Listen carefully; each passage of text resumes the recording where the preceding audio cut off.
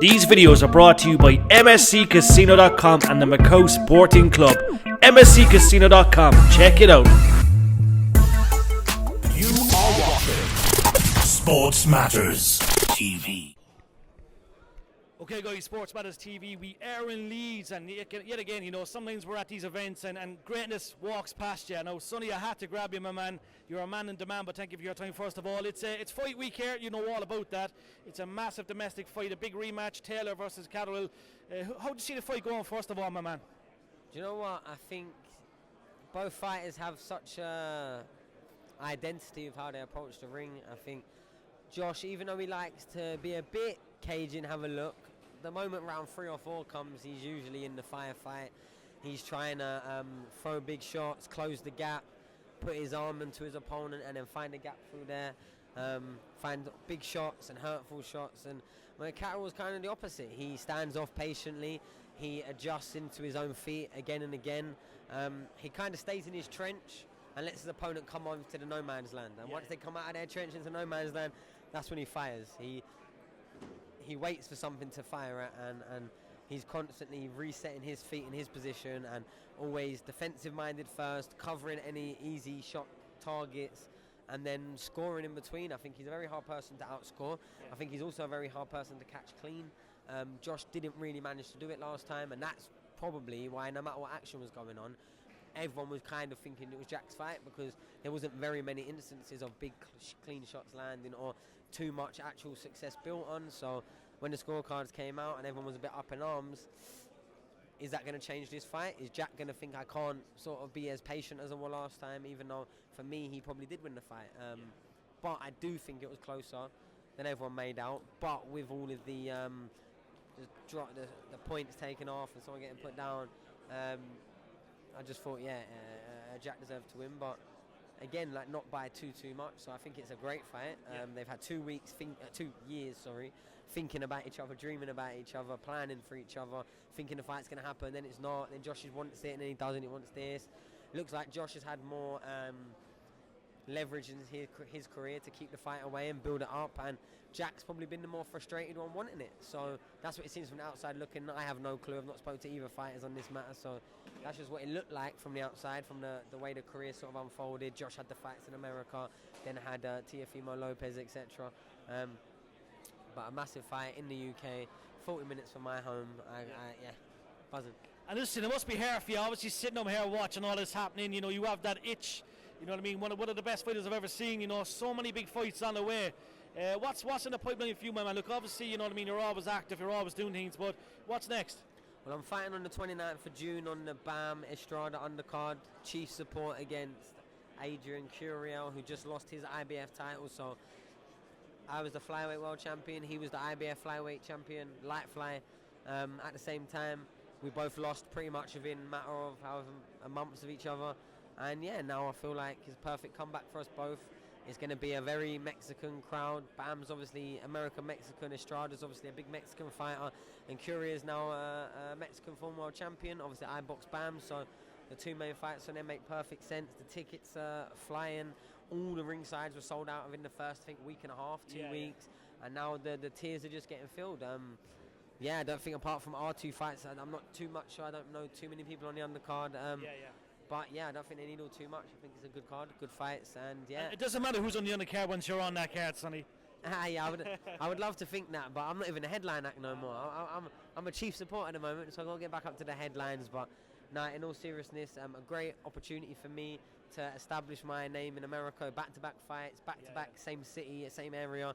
Actually now going from the Desert Diamond Arena to the stage front, I believe it's called, which is the basketball arena where I went to watch the Suns play the Golden State. So just a great place to be in, really. And also with where my career is, I've probably got more exposure, more eyes. I felt that since returning to America. I think this will give me another opportunity to really make my name over there. And a lot of the time the biggest fights might be over there for me, so being established over there in a way will definitely help me in the future, and for me and my fighters, hopefully. Definitely. And look, last of all, Sonny, Josh Taylor said on stage, look, obviously there's a cliche in boxing, when someone takes a loss, it's like, oh, the career's done. Like, I know personally it's fair. Far from done, you know, going to win many undisputed championships, many more belts on the way. But it's a bad cliche, it's a stinkers cliche. Like when someone loses a fight, it's you know, the media can obviously, you know what I mean, make things look bad, but it's not like that at all, is it? Yeah, and it depends on the person. A loss will either make you or break you. I know from losing that I've probably cleaned up my act. I've probably trained a little bit harder, done some more things, and probably ate better and been more on it than even for my last fight. And my last fight was the biggest fight of my life. Yeah. You know, when you're a champion, you've been winning for so long, you're undefeated, and you have so much confidence, it's easy to start losing 2%, 5%. You know, when you've got that underdog mentality, like, I want to go get my belt back again, and sometimes that gives you a 15%. Sometimes you might actually start doubting yourself, but that doubt in yourself that you didn't have before might now. Troy Deeney, by the way. Are you cutting off? Are you just saying, yeah, I won't go before I see you, 100%, bro. Troy Deeney in the house, by the way.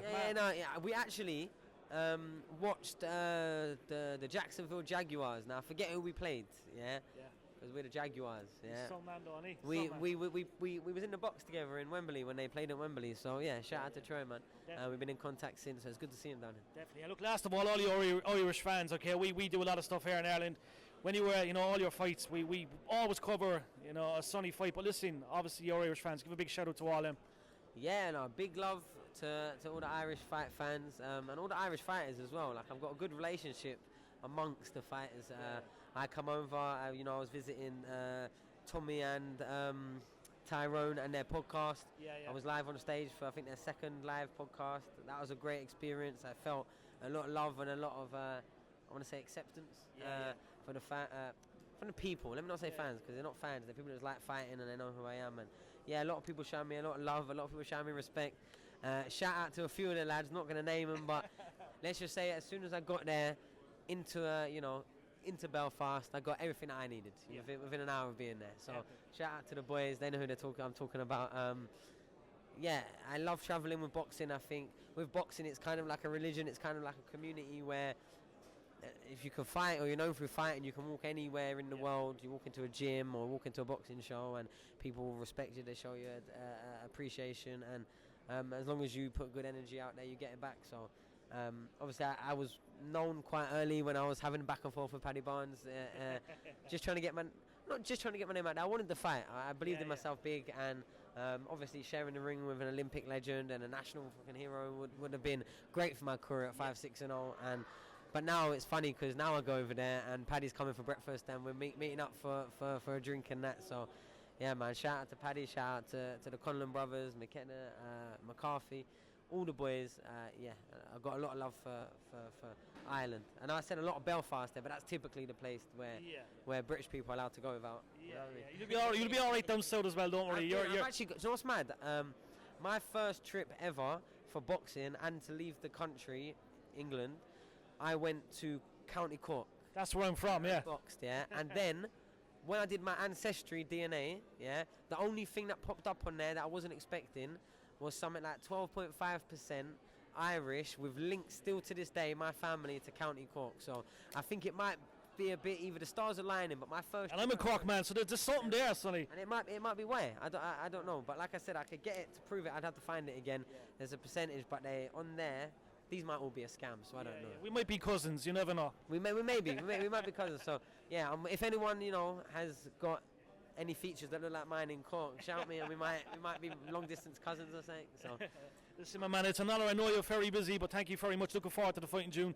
America, lucky to have you. It's frustrating for us to see you fight in America. It's a great team for you, but obviously we want you closer to home, and that will happen in due course. Yeah, and as everything goes to plan, I've already agreed a big fight next after this, and that will be in the UK. So I've got a win against Curio and then a big fight in the UK. Unless the opponent shits the bed. Which is very likely. It's very likely. But listen, my man, honour as always. Thank you for your time, and we'll catch you soon.